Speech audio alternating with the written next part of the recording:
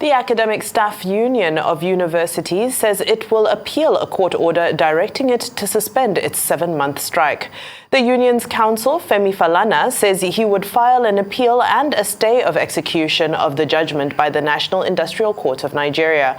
ASUU has been on strike since February 14th. It's calling for improved funding for universities, a review of salaries for lecturers, and a change of the payment platform, among other issues. Several meetings between the university teachers and the federal government have thus far ended in a deadlock. Educational development has been halted, particularly in public universities in Nigeria, which ought not to be, because when that fundamental pillar on which development rests is halted for 7 months, it means the entire economic, the entire social development is also halted, which ought not to be. So what the court did was to agree with us that an interlocutory injunction has to be granted against the Academic Staff Union of Universities, their agents, privies, or whatever name they are described, from continuing with the strike pending the hearing and determination of the substantive suit. That's in accordance with rule of law. Well, the judgment has come. It has come. The court has ruled that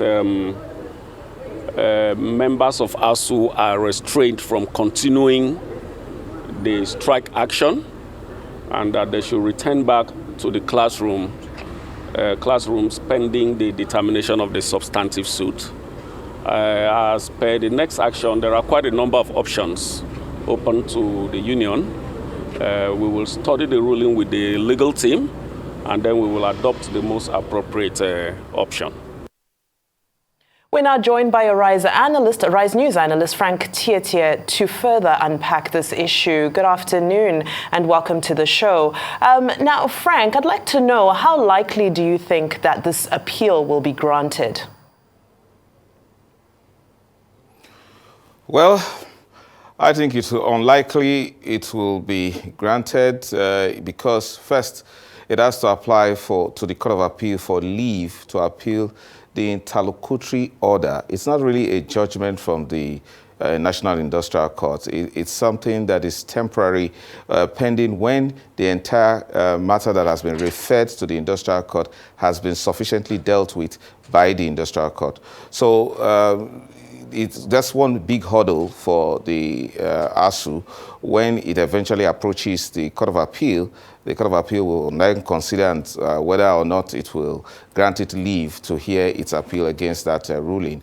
The ruling that came from the National Industrial Court appears to be predictable, and ASUU should be commended for submitting itself to the authority of the court to the extent now it must now comply to the order of the court. It's therefore critical to assume why it took the Minister of Labour so long before referring the matter to the National Industrial Court, 7 whole months, when he had the power under the Trade Dispute Act to resolve the matter. He had the power to appoint a mediator, to appoint a conciliator, to refer the entire dispute to either the Industrial Arbitration Panel or the National Industrial Court. ASUU has now shown that it can be legally compliant by actually, joining the federal government in court. So the Minister of Labour, Dr. Chris Ngige, actually slacked to a large extent in allowing all of this to drag this long. So if he had referred the matter earlier than now, perhaps ASUU would have seen reason to have even done all of these legal processes, and the strike wouldn't have been this long. Well, it does appear, Frank, as though ASUU might be losing sympathizers, people that their cause resonates with, because we have the parents complaining, we have NANS also complaining, and even regular Nigerians are starting to say, this is going on for too long, why don't you just comply and let's, take steps forward. And I was speaking with some of our members of our crew earlier on and asking them, who do you think might be profiting off of this ASUU strike? And some of them mentioned that even these lecturers who are participating in the strike might be, lecturing in private universities and exploring their options abroad. So could this also be a contributing factor as to why ASUU appears to be so resilient in this fight? Yes, indeed. ASUU is a more powerful party in this dispute. this is a government that is complaining about lack of resources, corruption, insecurity, and a huge debt profile. The government is sticking to its guns that it doesn't have the money, and that some of those terms of the negotiations were reached out of unnecessary compulsion. And then, on the other hand, on the flip side, you see ASUU, that is a powerful union that appears to be untouchable, unbreakable by whatever the government is able to do. And then it's standing on its insistence that Section 43 of the Trade Dispute Act should not be applied with regards to no work, no pay principle. So it expects that all of these 7 months, it will still get, members of ASUU will still get their salaries. And then, to a very large extent, it is losing sympathy because it is seen now to be sort of applying the principle of ad baculum, you know, a show of force. And that's not too good for our very underdeveloped society, because now where you seem to put force in the way of dealing with government, other unions are watching. They will now say how force has become a very, very lucrative thing. It ends it. So that's the reason why Section 30 of the Trade Union Act actually barred all providers of essential services, especially in education, in security, in health sectors, not to ever contemplate going on strike. ASUU has defied that. And that's the reason why I could predict that this is the direction the court will take. The court has said, and in unmistakable terms, in line with Section 18 of the Trade Dispute Act, that so long as the Minister of Labour, however late he may have done it, has referred the matter to the National Industrial Court, you are barred from continuing in the strike. So it's not in favor of the federal government. It is the provision of the Nigerian law. It is a process that it should take.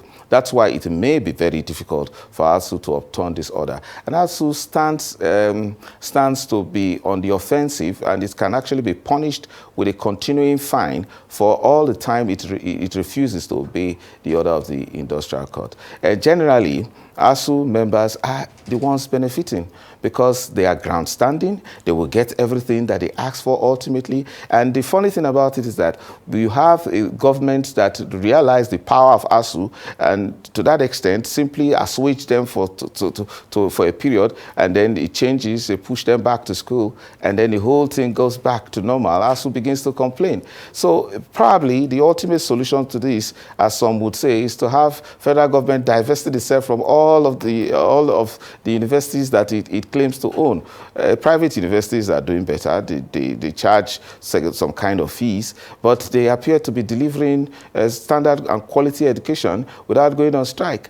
In other climes, particularly in the United States, you find government funding education to the extent of providing grants to universities, but the sense of university autonomy in those places will not hold the federal government responsible for conditions that are not so right in those various Ivy League universities that we often hear about. So government has to develop the political will to be able to face this issue, that it cannot continue to own federal universities, employ all of these lecturers, and then fail to meet standards. And then we continue to have this cycle. I recall, and I keep saying it, right from 1992 in the University of Benin as a student, strikes were perennial all through my days at the University of Benin. From 1992, it's the same old story that of negotiations and broken breaches and all of that, and we come back to normal, and then the students suffer. This cannot continue. The government actually needs to be plain. ASUU needs to understand that they are part of the system. Imagine the police going on strike. Imagine the army going on strike. Who says that the conditions of service for the persons in the military and the law enforcement are the best? But this economy just can't take this. This society can't take this. So ASUU is quite right. It has its legitimate demands, but strikes by our law are illegal. And we have a government that is yet to make that clear to trade unions. And until it does so, trade unions will continue to beat the government, will continue to batter the economy and make nonsense of a government that appears to not be responsible to its objectives and tasks to the people. All right, thank you for that very insightful analysis. Now, very briefly before we go, this entire strike has played out like a game of chess. Now, would you say this is the final checkmate move for ASUU? What is the future of ASUU from this point, and what are their options? You know, this court's judgment does not really help ASUU, but it can also, ASUU can take it to its advantage by kowtowing to the fact that, we stand on our demands. However, for the purpose of stability, for the purpose of civic order, we are returning to school. But this is the condition. But you see, there are economic interests involved. And ASUU would not easily give up those interests just because there is an order that it can exercise the right of appeal. In this case, it is not an appeal as of right. It still has to seek a sort of permission before it goes on the actual appeal. Proceedings will not easily be stayed at the National Industrial Court. So it's not yet Uhuru. It is not the end game as such. ASUU may decide to hold on and expect the next government to adequately address its issues, because this is a government that is filibustering indeed. For a few months, probably 7 months, 7 active months or so, it may just ease itself out of power and then allow the next government to, next administration to inherit the backlog of complaints, especially in the labor sector. The Minister of Labor hasn't done much well. If he realizes the immense powers that he has under the Trade Union Act, the Trade Dispute Act, he would have been able to resolve much of all this crisis with the application of seasoned mediators and conciliators. We cannot afford this. And ASUU, it is in ASUU's hands to resolve this now, to play the card of the oppressed one and the one that is making sacrifice, thereby demonizing a government that has refused, that has failed to think out of the box by providing solutions to this debacle we have in the educational system, especially in our university educational system. Thank you so much, Arise News analyst Frank Tietie. We appreciate your time and analysis as always.